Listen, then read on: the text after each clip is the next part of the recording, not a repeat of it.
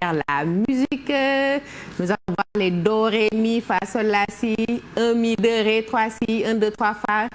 J'ai encore quelques leçons qui me reviennent. Merci beaucoup et ce sera avec Monsieur Gueye Ibrahima. Merci beaucoup Monsieur Ibrahima Gueye. Il est là avec nous. C'est un plaisir de vous recevoir. Et je pense que c'est une première dans la salle des profs de recevoir un professeur de musique et vous êtes là pour les élèves qui sont au collège. Merci beaucoup. Oui, voilà. Donc vous pouvez voir que je suis en train d'observer les gestes barrières. Voilà. J'avais un masque, donc je l'enlève parce que je dois découvrir le visage. Voilà. Voilà. Donc un visage découvert. Oui, je le pose donc ici. Voilà. Et je mets un peu de gel hydroalcoolique aussi, voilà, avant de commencer. Voilà, et je frotte bien. Voilà. Il faut bien frotter voilà, pour faire face à Corona qui fait énormément de dégâts dans le monde. Coronavirus. Et je vois que Mao aime beaucoup la musique. Hein. Voilà. Oui, je suis en train de voir. Est-ce que c'est pas un ancien Tahorangat là? Ah oui. Voilà, donc, Assoumbène, vraiment, c'est un grand plaisir d'être là aujourd'hui. Voilà, je vous remercie beaucoup. Assoumbène, la grande dame, comme j'ai l'habitude de dire chez moi. Voilà, moi, j'ai 2 filles qui vous aiment beaucoup. Voilà, j'ai une Aïda Diara Gueye, voilà. Aïda, le nom de ma mère, et Diara, c'est Mme Diara Bousso. Et une Aïda Astawalo aussi. Aïda, le nom de ma mère toujours. Et Astawalo, la toute petite, qui vous aime beaucoup. Voilà, vous êtes leur modèle. Voilà, je vous adore, mes petites, mes petites nièces. Voilà, très bien. Et voilà. Et je salue aussi Dr Massamba Gueye, qui est une référence pour tous les jeunes professeurs que nous sommes. Voilà, je salue aussi les collègues, l'inspecteur, voilà, les autres professeurs. Voilà, donc aujourd'hui, on va faire un cours d'éducation musicale. Et je vais en tout cas installer un peu la situation.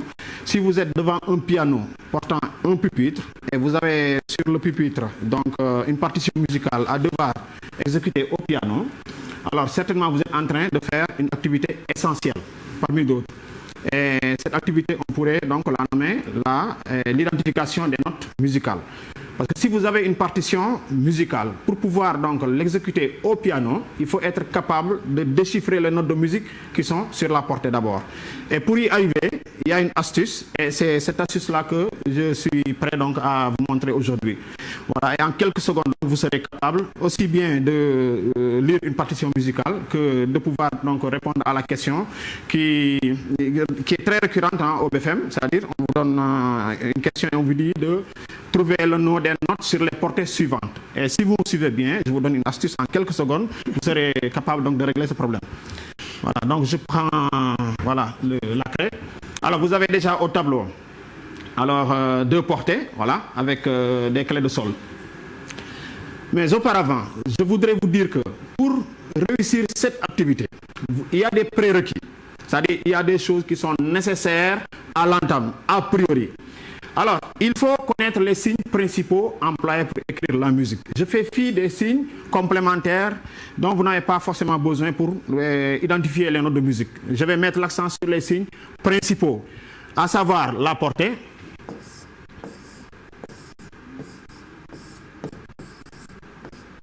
la portée. Voilà, la portée, donc, c'est l'ensemble des 5 lignes qui sont là, horizontales. Pour arriver donc à réussir cette entreprise, c'est-à-dire celle qui consiste donc à trouver le nom des notes sur la portée, il faut être trimballé de prérequis. C'est-à-dire il faut avoir des prérequis. C'est-à-dire il faut être capable d'abord d'identifier les signes principaux employés pour écrire la musique et en second lieu aussi savoir solfier la gamme de Do majeur. Alors, on va parcourir donc ces signes. En premier lieu, on a la portée, qui est cet ensemble de 5 lignes horizontales et équidistantes. Pour reconnaître les lignes de la portée, il ne faut pas faire comme en dictée. Si on était en dictée, la première ligne du texte serait cette ligne. Mais en musique, c'est le contraire. C'est-à-dire, en musique, la première ligne, c'est ça. Donc, c'est du bas vers le haut, en musique. En français, c'est du haut vers le bas, mais en musique, c'est l'inverse. C'est du bas vers le haut. Donc, en musique, pour compter les lignes de la portée, la première ligne, c'est cette ligne d'en bas. Et on commence à monter. La deuxième ligne, c'est cette ligne. La troisième, celle-ci. La quatrième, celle-ci. Et la cinquième, celle-ci. Donc, c'est du bas vers le haut. Et c'est très important parce que si on veut connaître un peu alors la réalité des clés, par exemple, cette clé-là, c'est clé de sol. Et elle est sur la deuxième ligne. Et elle donne son nom à toutes les notes qui sont sur la même ligne qu'elle. Et une note sur les lignes, c'est ça. Une note sur une ligne, c'est ça. ce n'est pas ça, une note sur une ligne. Une note sur une ligne, c'est pas ça, c'est ça, en musique. Voilà, une note dans un interligne, l'interligne étant l'espace compris entre deux lignes. Un interligne, c'est un espace, attention, en passant, on dit une ligne, mais un interligne. L'interligne est l'espace compris entre deux lignes. Donc, une note dans un interligne aussi, c'est ça. Donc, une note sur une ligne, c'est ça. Une note dans un interligne, c'est ça. Donc, en passant. Alors, je parlais donc tantôt des signes principaux donc employés pour écrire la musique. On a la portée, on a les clés,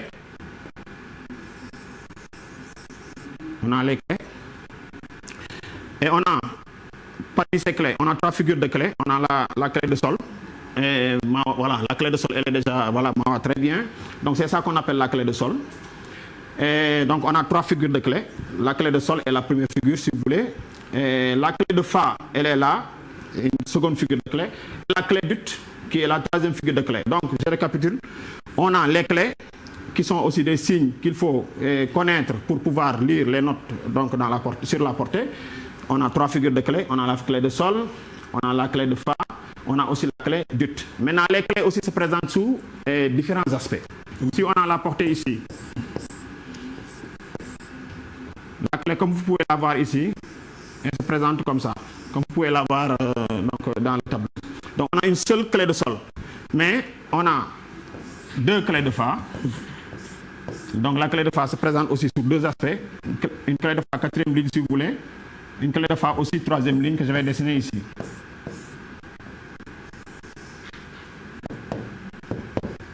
Donc, la clé de sol se présente sous un seul aspect. Et ça s'appelle clé de sol 2e ligne, si vous voulez. On a une clé de fa qui se présente sous 2 aspects. Clé de fa 4e ligne, clé de fa 3e ligne. Et comment faire maintenant pour connaître la ligne de la clé? Regardez bien. Et la ligne traverse, si vous voulez, au milieu de ces 2 points-là. La ligne traverse le milieu de ces 2 points. Et regardez bien aussi, ce point de la clé aussi est sur la ligne en question. C'est-à-dire la clé de fa. On a parlé de clé de fa 4e ligne. Donc ce point-là est sur la ligne en question. Et la ligne en question toujours traverse le milieu des 2 points-là qui font partie donc, de la clé. On a ici la clé de fa 4e ligne. 3e ligne, excusez-moi. La clé de fa 3e ligne. On voit que ici aussi, la ligne traverse le milieu des 2 points et le point qui commence la clé aussi est sur la 3e ligne. Donc, c'est une manière de fixer donc, dans votre tête ce que c'est que la clé de fa 3e ligne et ce que c'est que la clé de fa 4e ligne. Donc, je récapitule. La clé de fa 4e ligne, elle est ici sur la 4e ligne. Et elle donne aussi son nom à toutes les notes qui seront sur la même ligne qu'elle. En fa 4e ligne, toute note qui sera sur cette ligne s'appellera fa. En fa 3e ligne, toute note qui sera sur cette ligne aussi s'appellera fa. En sol, toute note qui sera ici s'appellera sol. Alors, la dernière clé, c'est la clé d'ut. Voilà, qui se présente maintenant sous 4 aspects maintenant. 4 aspects. Et la clé d'ut a une petite ressemblance avec le contexte actuel des choses, le contexte pandémique. C'est que pour identifier la ligne de la clé dont il s'agit, la ligne passe par le creux de la clé. Parce que dans un contexte de pandémie, on dit qu'il faut alors tousser dans le creux du coude. Mais en clé d'ut aussi, la ligne associée à la clé passe par le creux de la clé. N'est-ce pas? Et si, donc, chers élèves, si une ligne traverse le creux de la clé, c'est de cette ligne-là qu'il va s'agir. C'est-à-dire, si on avait une portée, je dessine un peu, voilà, si on a une portée comme ça,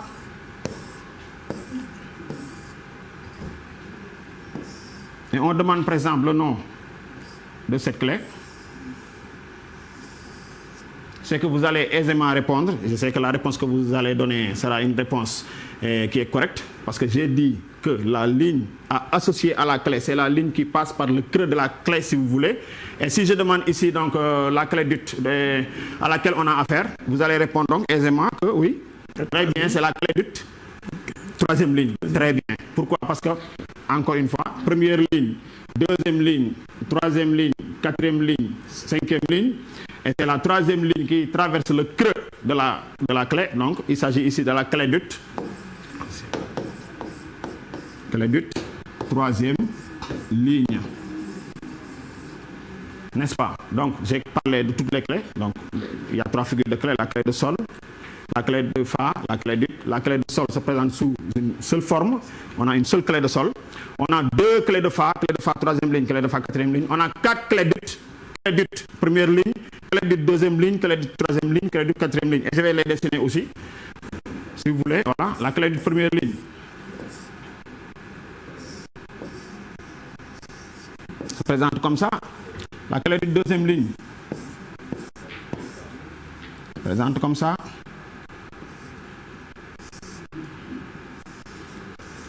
Vous avez vu toujours, hein, la ligne associée à la clé passe toujours par le creux de la clé. Vous avez vu, première ligne, clé d'ut, deuxième ligne, clé d'ut, troisième ligne, clé d'ut, quatrième ligne.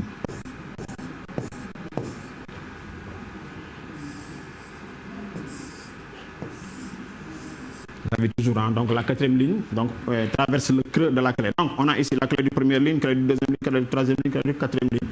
Alors donc on a parlé de la portée, on a parlé des clés, on va parler des notes maintenant. Donc toujours dans le sillage donc, des signes à identifier pour pouvoir lire les notes sur la portée. Alors on a aussi besoin des notes et les notes de musique. Elles sont 7. C'est do, ré, mi, fa, sol, la, si. Les notes de musique, elles sont 7. C'est do, ré, mi, fa, sol, la, si.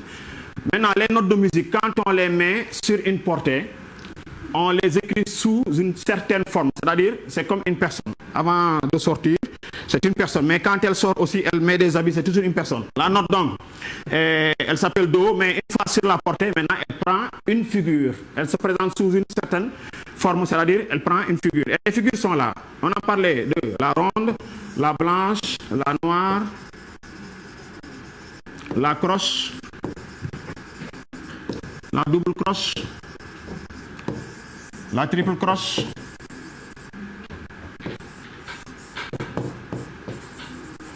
voilà, ronde, blanche, noire, croche, double croche, triple croche, quadruple croche. Très bien. Donc ça, c'est ce qu'on appelle les figures de notes. Très bien. Elles sont là, les figures de notes. Donc les notes, donc, si vous voulez, avant de sortir, elles mettent des habits. Et si elles mettent des habits, elles se présentent comme ça. Donc une note a priori, c'est do, ou bien ré, ou bien mi, ou bien fa, ou bien sol, ou bien la, ou bien si. Ça, c'est a priori. Mais maintenant, quand on commence à faire de la musique, maintenant, elle se présente sous certaines formes, sous une certaine forme. Et c'est ici présenté donc, sur le tableau. Soit la note est en ronde, ou bien en blanche, ou bien en noir, ou bien en croche, en double croche, en triple croche, ou bien en quadruple croche. Maintenant, la différence ici, au niveau des figures, c'est quoi? C'est au point de vue durée. Une note en ronde dure plus de temps qu'une note en blanche. La note en blanche aussi dure plus de temps que la note en noir, ainsi de suite. Donc si on doit solfier par exemple une note 4 fois par exemple, en tout cas en 4 temps, par exemple si on doit dire do en ronde, on va faire do, et on a l'habitude de dire prosaïquement que oui, la ronde dure 400. Pourquoi? Parce que quand on doit chanter ou bien solfier une chose, en tout cas qui peut durer 4 temps, on dit que oui, on doit l'écrire sous forme de ronde. Maintenant, quand c'est très rapide, par exemple, on prend des croches, n'est-ce pas? Voilà. Donc, on a parlé de la portée, des notes, les notes de musique do, ré, mi, fa, sol, la, si, les figures de notes ronde, blanche, noire, croche, double croche, triple croche, quadruple croche. Donc, portée, note, clé. Et les silences, j'en fais fi parce qu'on n'en a pas besoin pour lire les notes sur la portée. Silence, les altérations, on en a besoin. Pourquoi? Parce qu'il se peut que quand on écrit de la musique sur une portée, par exemple comme ça, il se peut qu'on demande le nom de cette note. Voilà. Donc, sans l'altération, la note c'est sol, parce qu'on est en clé de sol et on a dit que toute note qui sera sur la même ligne que la clé prendra le nom de la clé. Donc la note est sol, mais si on ajoute ce petit signe-là, on parlera de sol dièse. C'est-à-dire la note est altérée. L'altération étant un signe qui modifie la hauteur de son de la note à laquelle elle est affectée. Voilà. Donc c'est pourquoi les altérations sont nécessaires. On a le dièse, oui. Alors, on a le bémol, on a le bécard. On a aussi le double dièse, si vous voulez, qui s'écrit comme ça, ou bien comme ça, ou comme ça. On a aussi le double bémol qu'on écrit comme ça. C'est ça les altérations. Donc, comme je disais, oui, l'altération est dans le signe qui modifie la hauteur de son de la note à laquelle elle est affectée. Voilà, très bien. C'est ça les altérations. Alors, donc, si vous lisez de la musique, si on met la note, comme je disais tantôt, voilà, avec une altération, tout simplement, on dit sol dièse parce qu'on a altéré la note. Alors, donc, on a parlé des signes principaux dont on a besoin pour lire la musique. Il reste maintenant en second lieu la gamme de Do majeur dont on aura besoin. La gamme de Do majeur, c'est Do, Ré, Mi, Fa, Sol, La. Tout à l'heure, quand je parlais des notes en musique, on disait que c'est Do, Ré, Mi, Fa, Sol, La, Si. Mais quand on construit une gamme maintenant, la gamme diatonique de Do majeur, ça commence par Do et ça se termine par Do aussi. Voilà, c'est ça la différence. La gamme, elle commence par une note et se termine aussi par cette même note à l'octave, c'est-à-dire à la 8e note. On cite les notes de musique dans leur ordre naturel et à la fin, on reprend la première note, donc la première note de musique. Voilà, donc Do, Ré, Mi, Fa, Sol, La, Si. Do, Ré, Mi, Fa, Sol, La.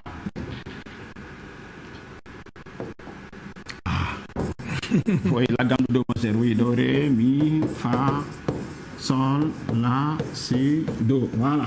Donc, c'est les 7 notes de musique dans leur ordre naturel, Do, Ré, Mi, Fa, Sol, La, Si, plus Do, voilà, à l'octave. C'est-à-dire de faire de sorte qu'on ait 8 notes. C'est ça qu'on appelle octave.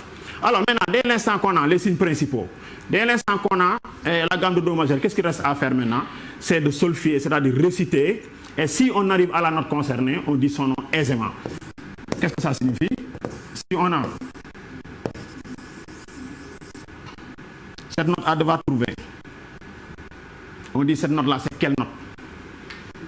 Qu'est-ce qu'on fait pour y arriver? On sait que toute note qui est ici s'appelle Sol. Si la note est en bas, on récite en descendant. On récite la gamme de Do majeur en descendant. C'est-à-dire Do, Si, La, Sol, Fa, Mi. Ça, donc ça c'est Mi. Et d'ailleurs, en passant, si vous voulez réussir cette entreprise, et en mémoire, le solfège de la gamme de Do majeur, c'est-à-dire Do, Ré, Mi, Fa, Sol, La, Si, Do, en mémoire, pour connaître la succession des notes. Do, Si, La, Sol, Fa, Mi, Ré, Do, Do, Ré, Mi, Fa, Sol, La, Si, Do, Do, Si, La, Sol, Fa, Mi, Ré, Do. Donc si on vous demande n'importe quelle note, alors vous serez capable de réciter aisément et de restituer la note dont il s'agit. Alors si on demande par exemple cette note, voilà, aussi on compte en montant. On compte on solfie la gamme en montant. Pourquoi? Parce que la note qu'on a demandé est au-dessus. On commence à compter, on dit dans la tête Do, Ré, même que ce soit le solfège chanté ou bien parlé. Hein. Si on ne chante pas bien, on fait le solfège parlé. C'est-à-dire on énonce tout simplement les notes. Voilà, si on n'est pas bien en musique, on dit par exemple Do, Ré, Mi, Fa, Sol, La, Si, Do. Alors on dit Do, Ré, Mi, Fa, Sol, La, Si, Do, Ré, Mi. Donc ça c'est Mi. Et en comptant, on ne saute aucune ligne, on ne saute aussi aucun interligne. En comptant, on ne saute aucune ligne, on ne saute aucun interligne. Donc, on récite en montant. Do, Ré, Mi, Fa, Sol, La, Si, Do, Ré, Mi. Donc ça c'est Mi. Donc, je donne encore une note maintenant qui est sur une ligne supplémentaire. Parce que quand on doit écrire des notes basses, qui ne figure pas donc sur la portée, parce que la portée, de manière universelle, c'est 5 lignes. Mais si on doit noter des notes, si on doit écrire des notes basses, on utilise ce qu'on appelle les lignes supplémentaires. Elles peuvent être ici, elles peuvent être aussi ici. Si on demande cette note, on récite en descendant. Arrivé à Sol, on dit Do, Si, La, Sol, Fa, Mi, Ré, Do. Donc ça c'est Do. Aisément. Donc à partir d'aujourd'hui, donc normalement, si on vous demande de trouver les notes sur des portées, quelle que soit la portée utilisée, parce que j'ai dit tantôt que la portée utilisée a toujours une ligne qu'on lui associe. On dit Sol, entre parenthèses, deuxième ligne, ou bien Fa, troisième ligne, quatrième ligne, ou bien Ut, première ligne, deuxième ligne, troisième ligne, quatrième ligne. Et la clé donne toujours son nom à la ligne à laquelle on l'a associé. Donc, ce qui reste à faire est très aisé. On récite soit en montant si la note est en haut, soit en descendant si la note est en bas. Donc, en guise d'exercice pour les élèves, donc, je leur demande de trouver donc, ces notes pour la prochaine fois.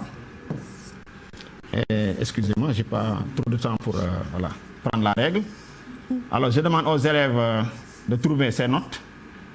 Voilà, pour la prochaine fois, et on va corriger. Avec la clé de Fa? Oui, avec la clé de Fa, 4e ligne. D'accord. 4e ligne, d'accord. Voilà, et on va voir. Voilà. Donc, ça a été un plaisir. J'ai même demandé une petite faveur parce que j'ai un peu vécu en Italie, voilà, avec les immigrés. E vorrei approfittare dell'opportunità a me offerta per dirgli auguri, per augurarli di superare la pandemia e poi di dirgli che li amiamo tantissimo e ovunque che siano, negli Stati Uniti, in Francia, in Svezia, in Svizzera, in Francia, in Italia, ovunque vi amiamo e vi auguriamo di stare in pace. Vi auguriamo buona salute e vi dico in bocca al lupo et grazie mille. Alors donc Massamba, vraiment ça a été un plaisir. Voilà. C'est le plaisir et voilà. pour nous, Monsieur Gueye, j'imagine à la maison vous devez chantonner avec les deux Aïda de temps en temps. Ça fait plaisir. Merci beaucoup. En tout cas, je pense que nous avons pris bonne note, donc il faudra faire attention à la portée, aux clés, aux notes, aux altérations. Je pense que c'est bien ça et aussi veiller à l'exercice que vous avez laissé. Tout le monde a des exercices ici, que ce soit en classe de C1, C2, CM1, collège, terminal. Donc attention, vous avez de la matière pour le week-end. Profitez-en alors pour revoir le cours soit sur la page igfm.sn de la télévision Futur Média ou bien du groupe Futur Média ou bien carrément sur la page Facebook de votre émission La Salle des Profs. En tout cas, merci beaucoup, mille merci. Merci pour votre générosité et je pense que le message est bien entendu. Très bon courage à tous ces Sénégalais.